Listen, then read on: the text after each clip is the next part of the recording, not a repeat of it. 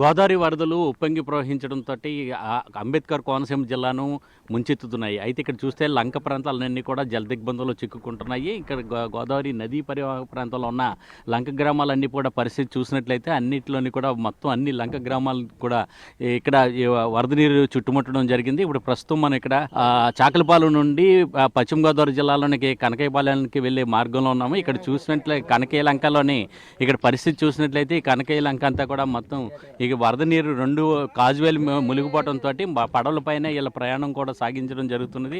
వీళ్ళందరూ కూడా ప్రజలందరూ కూడా ఉదయం నుంచి కూడా ఈ ప్రభుత్వం ఏర్పాటు చేసిన ఇంజిన్ పడవల్లోనే వీళ్ళంతా ప్రయాణం కొనసాగడం జరుగుతున్నది. ఇక్కడ ఎంతో కాలం నుంచి ఈ కనకయ్యలంక చాకలపాలెం మధ్యన ఇక్కడ బ్రిడ్జి నిర్మాణం చేపట్టాలని చెప్పేసి ఈ ప్రజల డిమాండ్ ఎంతో చిరకాలంగా ఉంది. ఈ కూటమి ప్రభుత్వం వచ్చిన తర్వాత 23 కోట్ల రూపాయలతోటి ఇక్కడ ఈ బ్రిడ్జి నిర్మాణానికి అయితే నిర్మాణం చేయాలని చెప్పేసి ప్రతిపాదనలు అయితే చేయడం జరిగింది. దీనికి సంబంధించిన అమౌంట్ కూడా శాంక్షన్ అయిందని చెప్తున్నారు. అయితే త్వరలోనే దీనికి శంకుస్థాపన చేసి ఇక్కడ బ్రిడ్జి నిర్మాణం అయితే చేపట్టవలసి ఉన్నది. అయితే దీనికి కార్యరూపం దాల్చే వరకు కూడా వీళ్ళకి ఈ రకమైన ఈ పడవల పైన వీళ్ళ ప్రయాణం అనేది సాగించవలసి ఉంటుంది. అయితే ఇప్పటికే చూసినట్లయితే ఇక్కడ ఈ కొబ్బరి తోటల్లోకి అంతా కూడా నీరు కూడా ప్రవహించడం జరిగింది. అయితే ఇక్కడ నుంచి కూడా ఈ వరద నీటిలోంచే నడుచుకుంటూ మళ్ళీ వాళ్ళ కనకయ్యలంకని చేరుకోవడం అనేది ఇక్కడ జరుగుతూ ఉన్నది. ఇక్కడ ఎలాగున్నది అసలు ప్రతిరోజు ఎలా ప్రయాణం చేస్తారు వరదలు వచ్చినప్పుడు? వరద మీదే ప్రయాణం జరుగుతుందండి. నీటి కనకయ్యలంక బాగా వరద విపరీతంగా మునగటం జరిగింది. ఈ వరదలో నుంచే మేము ప్రభావితం జరుగుతుంది. కనకయ్యలంకలో మాత్రం వరద నీరు చాలా విపరీతంగా చేరుకుంది. దాని మీద కొంచెం జనాలు ఇక్కడ ఉన్నటువంటి జనాలు కొంచెం ఇబ్బందులు పడుతున్నాం.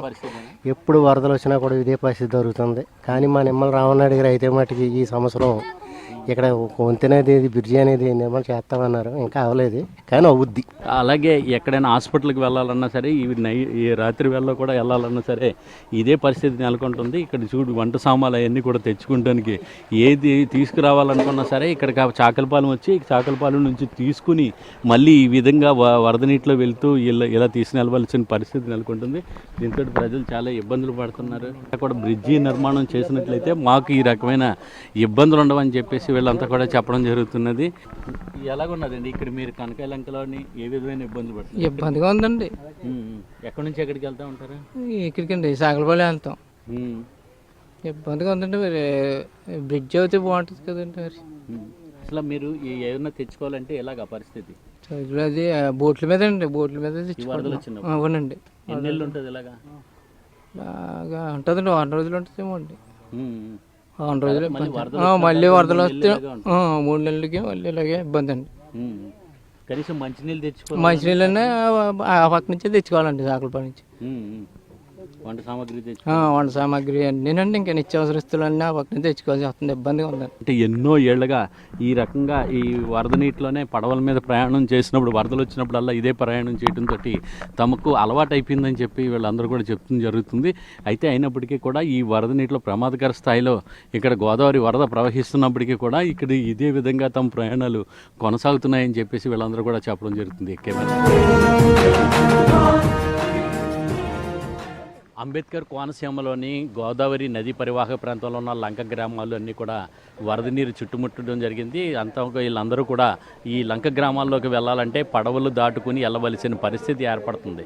ఎక్కడ చూసినా సరే లంక గ్రామాలన్నీ కూడా నదీ పరివాహక ప్రాంతంలోని అంతా కూడా వరద నీరు అంతా కూడా చుట్టుముట్టడం జరిగింది.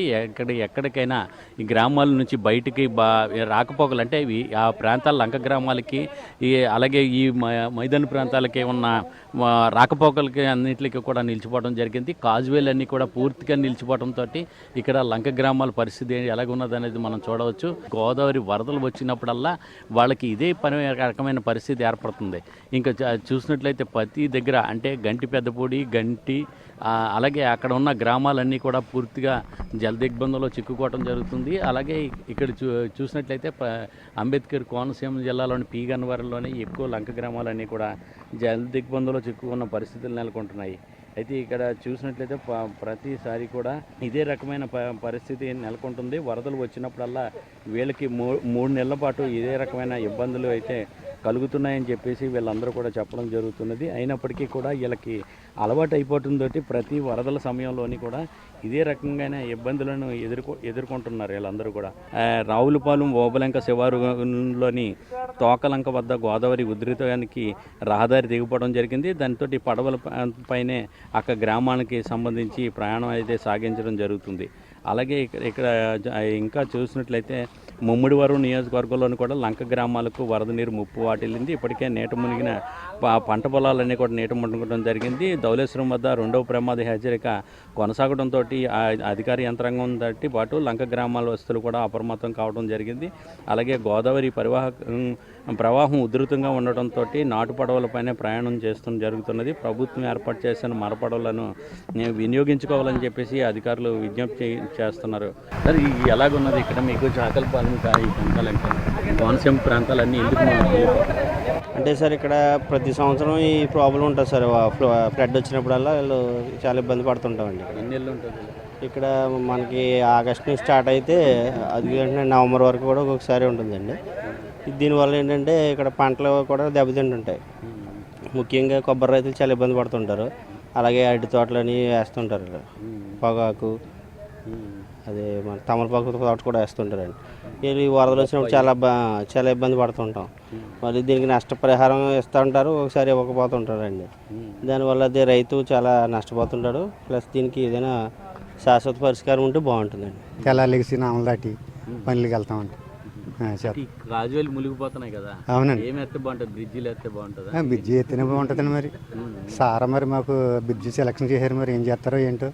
ఈ కాజువేలన్నీ కూడా కోనసీమ జిల్లాలోని ఉన్న నదీ పరివాహక ప్రాంతంలో లంక గ్రామాల్లో ఉన్న కాజువేలన్నీ కూడా పూర్తిగా మునిగిపోయినాయి.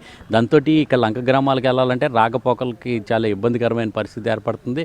పడవల సహాయంతో వీళ్ళంతా కూడా ప్రయాణం కొనసాగుతుంది. అయితే ఇక్కడైతే ఈ పడవలు కాజువేలు మునిగిపోతున్నాయి. ఆ ప్రాంతాల్లో బ్రిడ్జి నిర్మాణాలు చేసినట్లయితే తమకు ఉపశమనం కలుగుతుంది. ఇటువంటి గోదావరి వరదలు వచ్చిన సమయంలో ఇన్ని రకాలైన ఇబ్బందులు పడవలసిన పని ఉండదని చెప్పేసి ఇక్కడ లంక గ్రామాల ప్రజలైతే